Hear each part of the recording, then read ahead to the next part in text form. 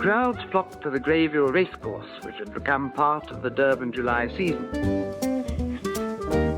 In early days, each racing event was declared a public holiday.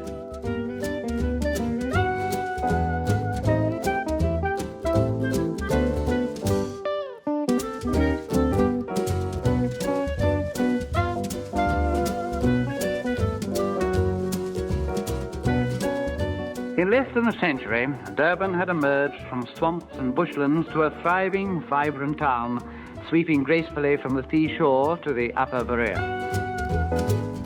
Her harbour had been transformed magically to cope with the largest ocean-going vessels, for Durban had become the port of entry for the hinterland. The graceful Victoria Embankment reminds us that life was full of movement, interest, and entertainment. Offices, shops, and places of entertainment were growing in size and number, moving outwards and upwards. There was no such thing as a traffic problem in those days, as cars were conveniently parked in the centre of the wide streets, and motorists were indeed a very happy breed.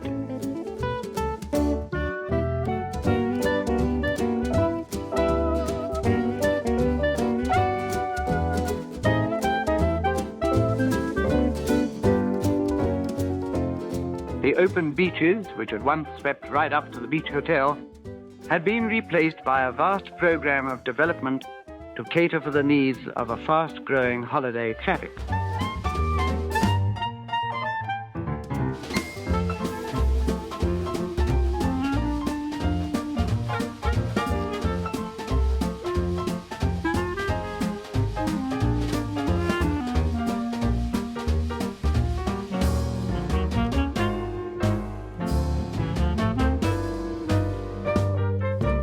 And in the safe confines of the bathing enclosure, bathing costumes had become more daring.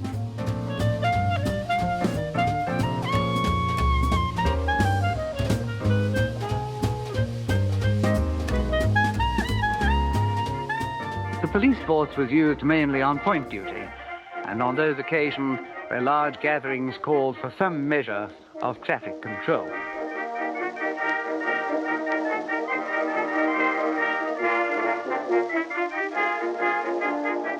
Many will remember Dead Man's Fee near the post office, so named because funeral notices were nailed to its trunk.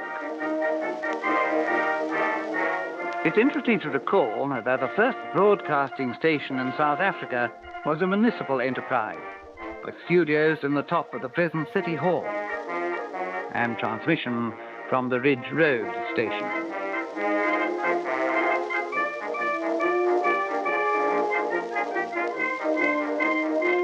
King's House was built as a residence for His Majesty's representatives.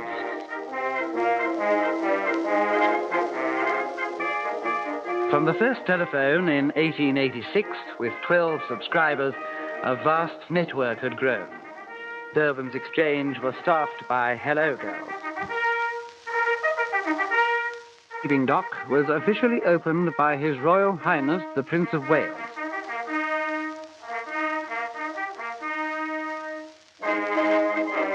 And to this day, it is the largest in the Southern Hemisphere. Later in the day, His Royal Highness took the salute at an impressive parade, the memorable Order of Tin Hats, the Moths, founded by Mr. C.H. Evenden after the First World War.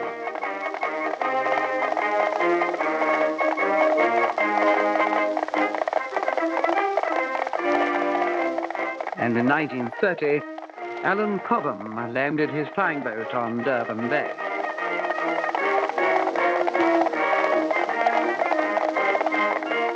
By 1933, a vigorous daily air service had been inaugurated, linking Durban to Johannesburg. By 1930, Durban has been magically transformed from humble beginnings to a town of great promise.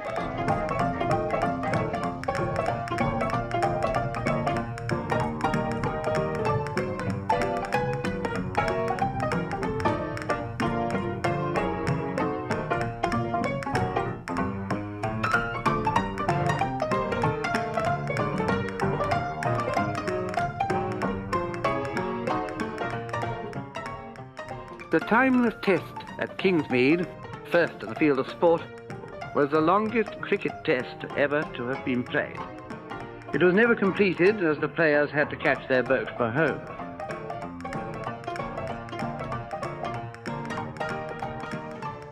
When the Second World War broke out, Durban sons once again joined the Allied forces as they had done 25 years previously.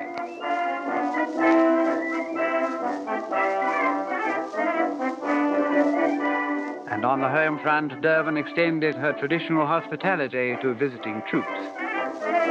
A cavalcade was staged in Albert Park, attended by the cavalcade queen and her princesses.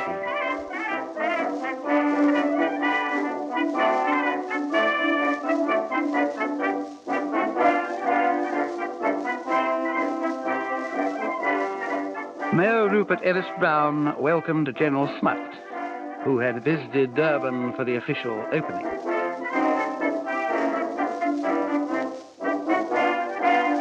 And when butter was in short supply, housewives queued around the city hall to receive their quota. With peace again restored, all Durban turned out to give the boys a glorious welcome home. The Lady in White sang again, as she had done so often during the war years. And the Mayor, Rupert Ellis Brown, addressed a touching welcome from graceful Tiffany.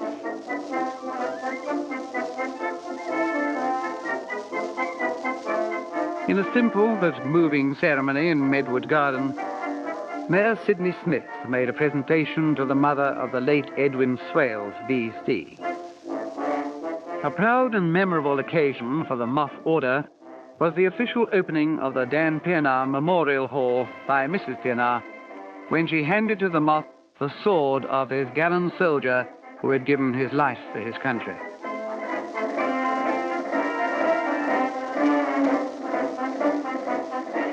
And the City Council gave tangible tribute to our own ex-servicemen through a crash program of housing. The first tree at Woodlands was planted by Mayor Rupert Ellis Brown.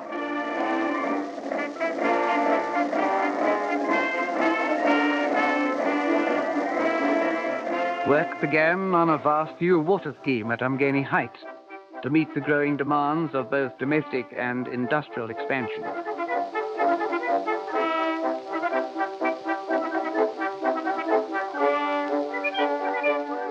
In 1945, the freedom of the city was conferred upon the Right Honourable Field Marshal Jan Smuts.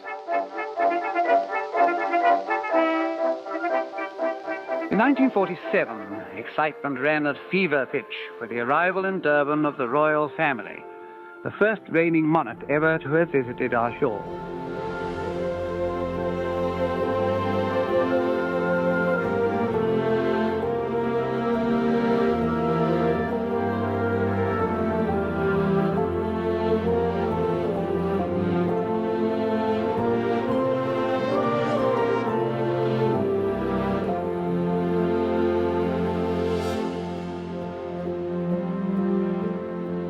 In 1949 witnessed the passing of one of Durban's oldest forms of public transport, the electric tram, with a ceremonial run to Mitchell Park.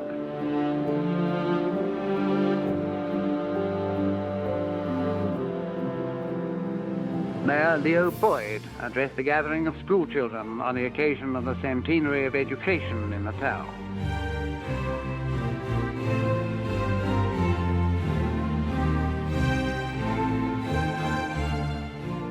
It was fitting that the city should commemorate the arrival of the 1849-51 settlers by laying the foundation stone of the Natal Settlers' Old House Museum in St. Andrew Street.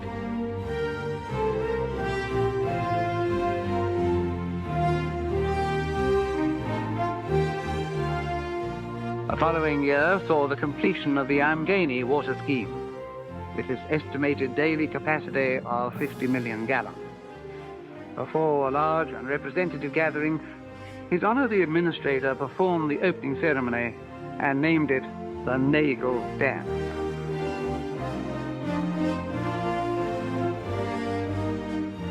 A highlight of particular significance was the borough centenary in 1954, which was the occasion for many colourful events, including the Dance of the Nation, which included Afrikaans folk dancing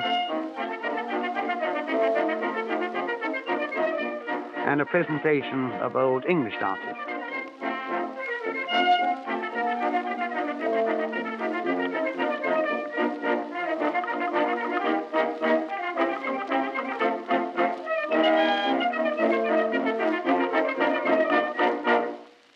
It was on this occasion that a statue of the late General Smuts was formally unveiled in the town garden.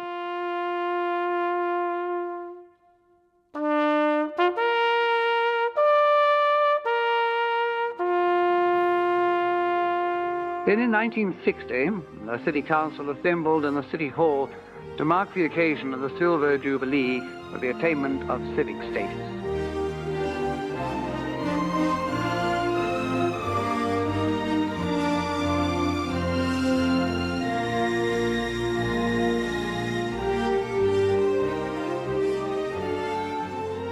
A large gathering of citizens assembled before the City Hall when in 1966 the freedom of the city was conferred upon the first President of the Republic of South Africa, Mr. Siya and Mrs. Swales.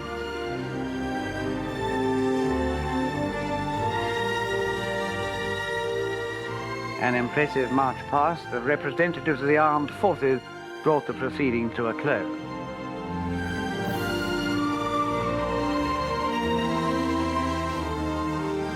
Another exciting event in the early 70s was the arrival of the gracious Queen Elizabeth II. And a new chapter was written when giant jumbo jets linked Durban with a vast network of fast international travel. It is difficult to realize that only a century and a half ago, this was no more than sand dunes, swamps, and the simple settlement of a handful of pioneers. From humble beginnings, Durban has blossomed into a truly beautiful city.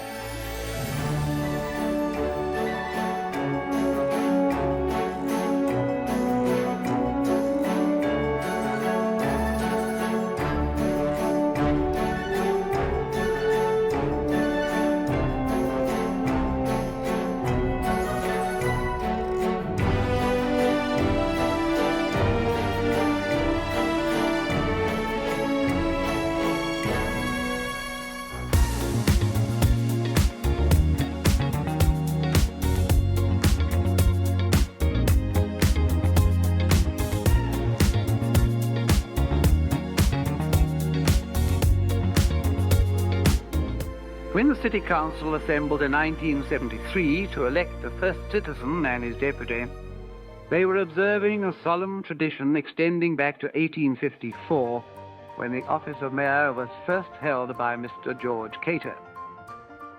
It is fitting that on the eve of the 150th year of the landing of the first white settlers on our shores, we should pause from the busy business of life and recall with humble thanksgiving the courage and self-sacrifice of those men and women who faced great hardship and out of whose faith in the future our beautiful city has grown.